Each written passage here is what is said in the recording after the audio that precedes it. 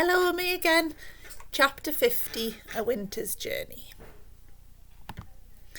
No harder journey had been made in all of Cornucopia's history than the trek of those 4 young people to the marshlands.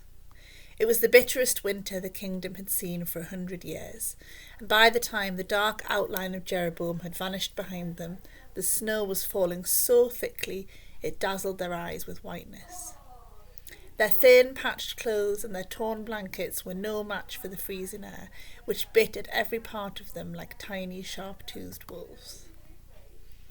If not for Martha, it would have been impossible to find their way, but she was familiar with the country north of Jeroboam, and in spite of the thick snow now covering every landmark, she recognised old trees she used to climb, odd-shaped rocks that had always been there, and ramshackle sheep sheds that had once belonged to neighbours. Even so, the further north they travelled, the more all of them wondered in their hearts whether the journey would kill them, though they never spoke the thought aloud. Each felt their body plead with them to stop, to lie down in the icy straw of some abandoned barn and give up. On the 3rd night, Martha knew they were close because she could smell the familiar ooze and brackish water of the marsh. All of them regained a little hope. They strained their eyes for any sign of torches and fires in the soldiers' encampment, and imagined they heard men talking and the jingling of horses' harnesses through the whistling wind. Every now and then they saw a glint in the distance or heard a noise, but it was always just the moonlight reflecting on a frozen puddle or a tree creaking in the blizzard. At last they reached the edge of the wide expanse of rock, marsh and rustling weed, and they realised there were no soldiers there at all. The winter storms had caused a retreat. The commander, who was privately certain there was no Ickabog, had decided that he wasn't going to let his men freeze to death just to please Lord Spittleworth. So he'd given the order to head south, and if it hadn't been for the thick snow which was still falling so fast it covered all tracks, the friends might have been able to see the soldiers' 5-day-old footprints going in the opposite direction. "Look," said Roderick, pointing as he shivered. "They were here."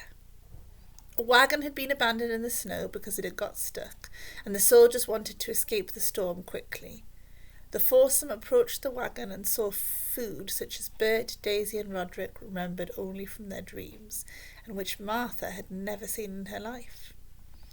Heaps of creamy Kurdsburg cheeses, piles of Chouville pastries, sausages and venison pies of Baronstown, all sent to keep the camp commander and his soldiers happy, because there was no food to be had in the marshlands.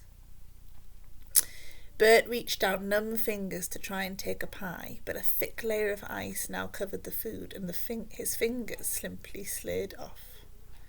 He turned a hopeless face to Daisy, Martha and Roderick, all of whose lips were now blue. Nobody said anything. They knew they were going to die of cold on the edge of the Ickabog's marsh, and none of them really cared any longer. Daisy was so cold that to sleep forever seemed a wonderful idea. She barely felt the added chill as she sank slowly into the snow. Bert sank down and put his arms around her, but he too was feeling sleepy and strange. Martha leant up against Roderick, who tried to draw her under his blanket.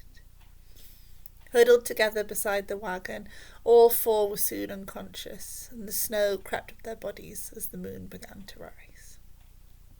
And then a vast shadow rippled over them. 2 enormous arms, covered in long green hair, like marshweed, descended upon the 4 friends. As easily as if they were babies, the Ickabog scooped them up and bore them away across the marsh.